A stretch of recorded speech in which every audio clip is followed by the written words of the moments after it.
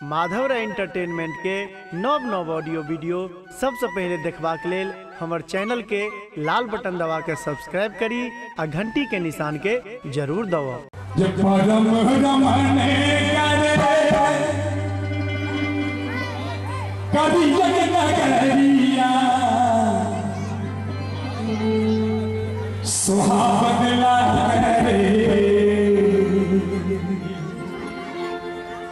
I सुहावने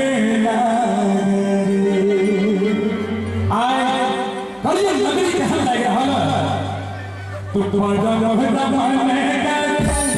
कभी ये ना कह दिया सुहावने आए सुहावने अपना माइंड के लिए अपना काम के लिए कोई मुकुट के लिए कोई दोनों हाथ से चाहिए चाहे विज्ञान दिखा हुआ है पुरुष दिखा एक गुरु हाथ से सुझागा तो उदयना चाची के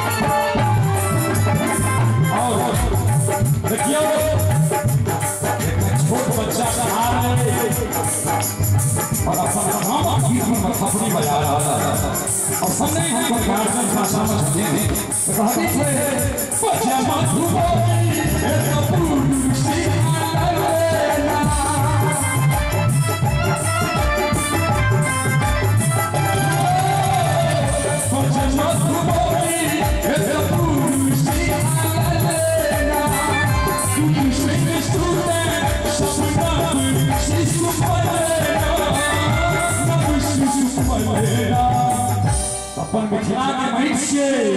जिंदा नदी खखने ना है मां नदी खखने ना है मां हवा सो जना करे अजरा और छोट बच्चा हम सब सपने बजा रहा एक बार सब समझा करो एक बार बच्चा के जोरदार भी हवा चाहिए जरूर वास्तव तू रहना चाहिए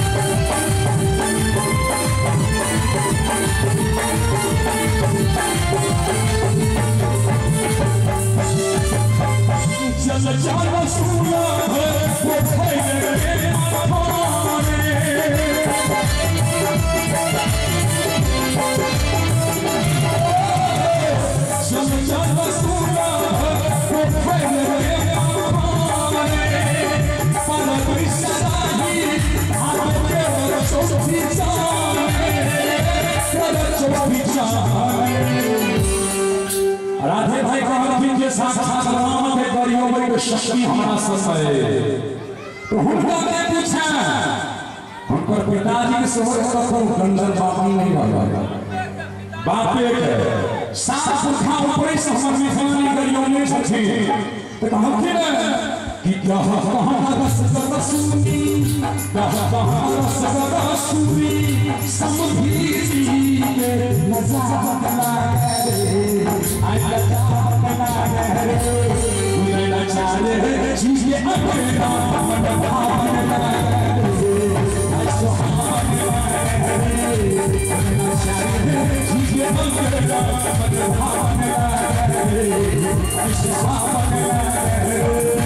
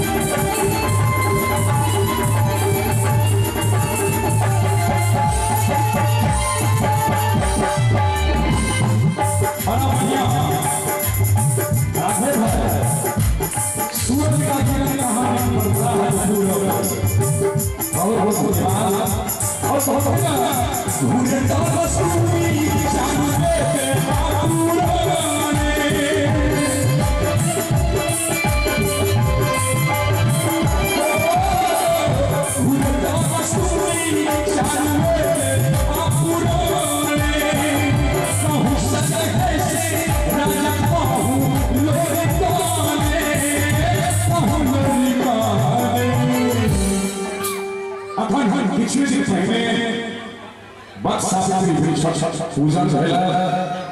और नवविवाहिता होते मधुश्रावणी के सूरज फूल रहे जाय छथे और जहां अपना पिछला में नवविवाहिता होते फूल रहे छथे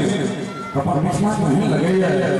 कि फूल बालो छने फूल बालो छने अन मन जनके वृंदावन लागे वृंदावन लागे और अपना मिथिला के करिया गांव के लिए उदय चंद महाराज के लिए एक बार जो हमारा से पहुंचे हुए एक बार दोनों हाथ चारों तरफ से सोचो उठा लियो और अपना भाई के लिए एक बार जो काम खबर के संग उदय चाहिए चीज